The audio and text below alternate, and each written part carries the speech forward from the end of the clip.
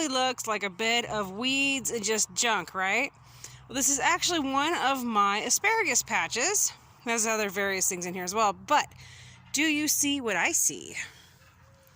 This is some of my purple asparagus coming up. I let some of it at the end of each year go to seed, so it gets really tall. That's what these are from. They're from when it went to seed. And I just kind of do what's called chop and drop. I chop it and just drop it right here. So, I mean, yeah, they're kind of long, but it protects the plants, especially when we get the blowing wind through here. But I was pulling up the grass. I was making room, and I discovered I've got asparagus coming up. And this grass has been really great at keeping the asparagus protected from this wind and the frost and everything like that. But I need to get the grass out so it doesn't choke out my asparagus. So what I'm going to do is keep pulling up the grass. And I have here some bedding, and there's also some old fruit mixed in that the goats didn't decide to eat.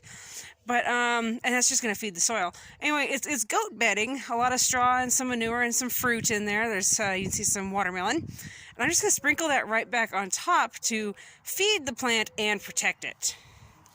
So I'm going to finish pulling. And you got to be so careful that you don't snag one of these young asparagus and pull it out.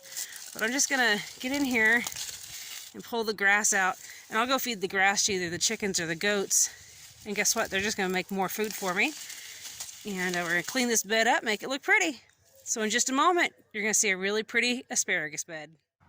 Well, if you do manage to accidentally break one off, don't waste it. Enjoy it. You see this one here?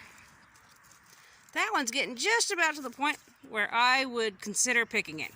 I'm going to let this stand up a little bit more and get a little bit more growth on there. In a day or two, there'll be another inch or so. Like this one here, how it's standing up. We'll let it grow just a bit more, and then we'll harvest. All right, so it's not Garden Magazine or Mother Earth News pretty, but it's better than it was, right? So these are some onions I planted, green onions growing in here. The asparagus, you can see, is just popping up. I didn't layer it with anything really hard, but just enough to protect it. And then this, because it's got the manure in it from the goats and other odds and ends, it'll just water down and it'll protect the plants from the cold, and it'll also feed them.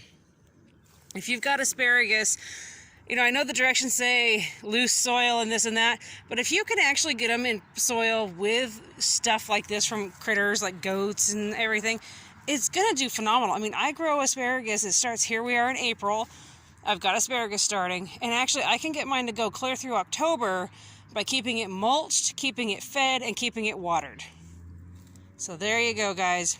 The trick to keeping it going, and not just a one season, but like a longer crop, is mulch. Feed the heck out of it and make sure it's watered. Don't drown it, but keep it watered. And then you got to keep picking.